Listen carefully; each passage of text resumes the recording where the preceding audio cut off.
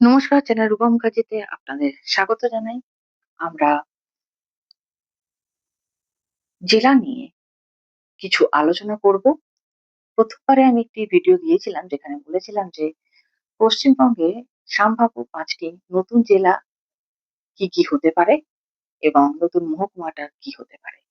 আজকে পশ্চিমবঙ্গের বর্তমান জেলাগুলি নিয়ে আলোচনার সূচনা করছি।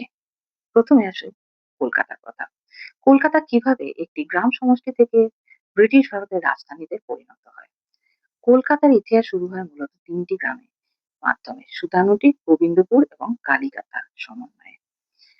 ১৬৯০ সালে জর্জ চার্নকের আগমনকে একসময় কলকাতার প্রতিষ্ঠা দিবস হিসেবে ধরা হলেও আধুনিক গবেষণায় এটি বিতর্কিত। ১৬৯৮ সালে ইস্ট ইন্ডিয়া কোম্পানি সাবর্ণ রায়চৌধুরীদের কাছ থেকে জমিদারি অধিকার লাভ করে এবং ১৭০০ সালে ফোর্ট উইলিয়াম নির্মাণের মাধ্যমে কলকাতা কোম্পানির প্রশাসনিক কেন্দ্র হয়ে ওঠে। ১৭৫৭ সালে পলাশীর যুদ্ধ এবং ১৭৬৫ সালে দেওয়ানি লাভের পর কলকাতা ব্রিটিশ শাসনের প্রধান কেন্দ্র হয়ে ওঠে। ১৭৭২ সালে ওয়ারেন হেস্টিংস কলকাতাকে ব্রিটিশ ভারতের রাজধানী ঘোষণা করেন। প্রশাসন, বাণিজ্য, বিচার ব্যবস্থা, শিক্ষা এবং সংস্কৃতির বিকাশের ফলে কলকাতা ১৯ শতকে second city of the British empire নামে পরিচিতি লাভ করে। ইতিহাসবিদদের মতামত: পি জে মার্শাল মনে করেন কলকাতার উত্থান ছিল সামরিক শক্তি ও বাণিজ্যের যৌথ ফল। সুমিত সরকার কলকাতাকে ঔপনিবেশিক আধুনিকতার প্রথম পরীক্ষাগার হিসাবে ব্যাখ্যা করেছেন। জব চার্নককে কি কলকাতার প্রতিষ্ঠাতা বলা যায়? না। বর্তমান গবেষণা অনুযায়ী জব চার্নককে একমাত্র প্রতিষ্ঠাতা বলা ইতিহাসসম্মত নয়। কলকাতার বিকাশ ছিল ধাপে ধাপে সংগঠিত একটি দীর্ঘ ঐতিহাসিক প্রক্রিয়া। কলকাতাকে কেন বেঙ্গল রেনেসাঁস এর কেন্দ্র বলা হয়?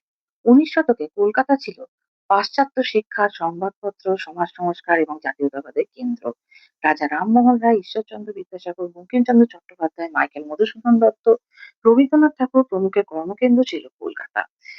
ডেভিড কফ এই নবজাগরণকে western education and Indian response হিসেবে ব্যাখ্যা করেছেন। তবে সুমিত সরকার মত দেন যে বেঙ্গল রেনেসাঁস মূলত শিক্ষিত ভদ্রলোক সমাজের মধ্যে সীমাবদ্ধ ছিল।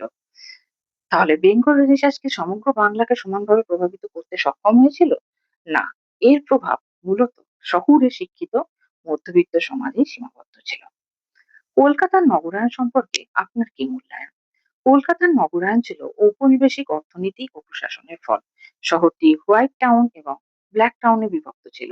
ব্রিটিশদের বসবাস, প্রশাসন ও বাণিজ্যিক এলাকা ছিল হোয়াইট টাউন, ভারতীয়দের বসতি ছিল ব্ল্যাক টাউন। স্বপন চক্রবর্তী ও রজতকান্ত রায় দেখিয়েছেন যে এই বিভাজন ঔপনিবেশিক ক্ষমতার প্রতীক। এই বিভাজনের সামাজিক প্রভাব কি ছিল? জাতিগত বৈষম্য, স্বাস্থ্যগত অসমতা এবং সামাজিক বিভাজন বৃদ্ধি পায়। পরের প্রশ্ন: ভারতে জাতীয়তাবাদী আন্দোলনে কলকাতার ভূমিকা আলোচনা করুন। কলকাতা ছিল ভারতীয় জাতীয় কংগ্রেসের অন্যতম প্রধান কেন্দ্র। বঙ্গভঙ্গ বিরোধী আন্দোলন, স্বদেশী আন্দোলন, বিপ্লবী সংগঠন অর্থাৎ অনুশীলন সমিতি, যুগান্তর, ছাত্র আন্দোলন এবং সংবাদপত্র জাতীয়তাবাদকে শক্তিশালী করে।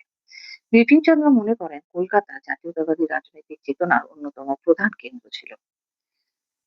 স্বদেশী আন্দোলনে কলকাতার সবচেয়ে বড় অবদান কি? বয়কট, স্বদেশী শিল্পের প্রসার এবং রাজনৈতিক জনমত গঠন। কলকাতার হেরিটেজ কনভার্সনের প্রধান সমস্যাগুলি কি কি?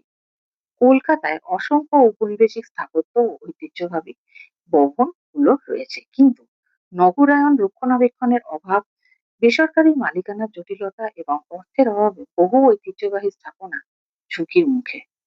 বর্তমানে হেরিটেজ কমিশন এবং ইউনেস্কো স্বীকৃত কিছু উদ্যোগ ঐতিহ্য সংরক্ষণে গুরুত্বপূর্ণ ভূমিকা পালন করছে। এর পরের প্রশ্ন অর্থাৎ আজকের শেষ প্রশ্ন: হেরিটেজ কনভার্সন কেন গুরুত্বপূর্ণ? এটি ইতিহাস, সংস্কৃতি, পর্যটন এবং ভবিষ্যৎ প্রজন্মের জন্য ঐতিহাসিক স্মৃতি সংরক্ষণ করে। এবার আমরা আলোচনা করব কলকাতা সম্পর্কে সম্ভাব্য কিছু শর্ট কোয়েশ্চেন। কলকাতা কোথায় অবস্থিত? পশ্চিমবঙ্গের দক্ষিণাংশে হুগলি নদীর পূর্ব তীরে অবস্থিত। কলকাতা কেন বিখ্যাত? শিক্ষা, সাহিত্য, সংস্কৃতি, শিল্প, বাণিজ্য এবং ঐতিহাসিক ঐতিহ্যের জন্য কলকাতা বিশ্বজুড়ে পরিচিত। কলকাতাকে কি বলা হয়? ভারতের সাংস্কৃতিক রাজধানী অর্থাৎ culture capital of India. British ভারতের রাজধানী কোথায় ছিল? কলকাতায় 1772 থেকে 1911। কলকাতা কোন তিনটি গ্রামের সমন্বয়ে গড়ে উঠেছে? সুতানুটি, গোবিন্দপুর এবং কালিকাতা। কলকাতার প্রধান নদী কোনটি? হুগলি নদী। কলকাতার জেলা সদর কোথায়? কলকাতা শহরই জেলা সদর।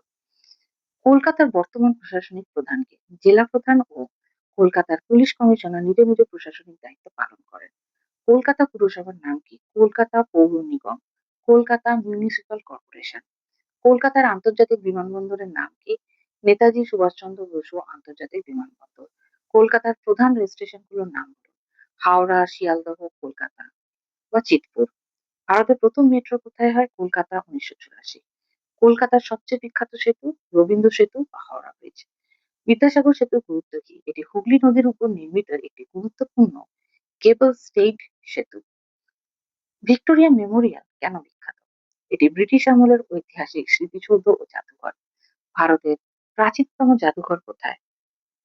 ভারতীয় জাদুঘর Indian museum, Kolkata. National library কোথায় অবস্থিত? আলিপুর, কলকাতা। আলিপুর চিড়িয়াখানার গুরুত্ব কি? এটি ভারতের অন্যতম প্রাচীন চিড়িয়াখানা।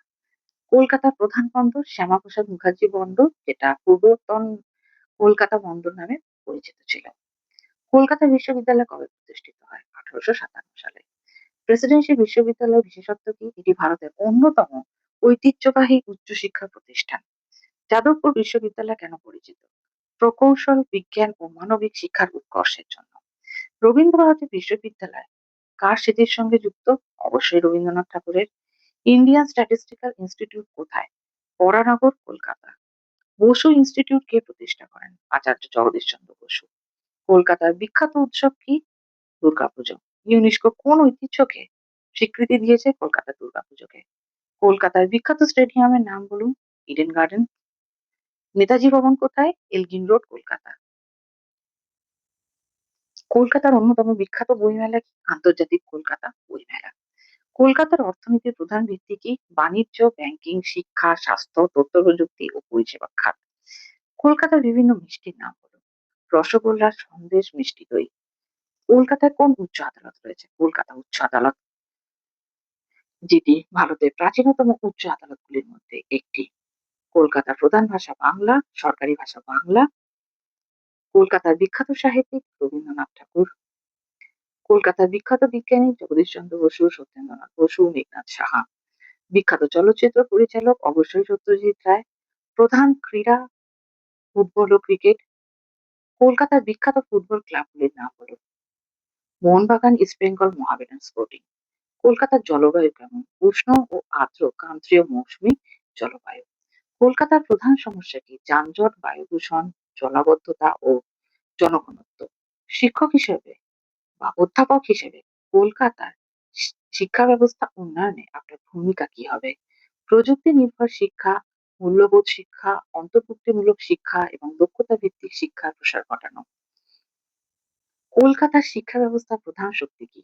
ঐতিহ্যবাহী শিক্ষা প্রতিষ্ঠান, গবেষণা, গ্রন্থাগার এবং সাংস্কৃতিক পরিবেশ। এবার বোর্ড যদি আপনাকে বলে যে আপনি কলকাতাকে এক কথায় কিভাবে বর্ণনা করবেন? ঐতিহ্য, শিক্ষা, সংস্কৃতি ও মানবিক মূল্যবোধের অনন্য মিলনস্থল। আজকে আমাদের কলকাতা নিয়ে আলোচনা এখানেই শেষ হচ্ছে। আপনাদের সাথে দেখা হচ্ছে পরবর্তী জেলা নিয়ে পরবর্তী ভিডিওতে। ভালো থাকুন। ধন্যবাদ। নমস্কার।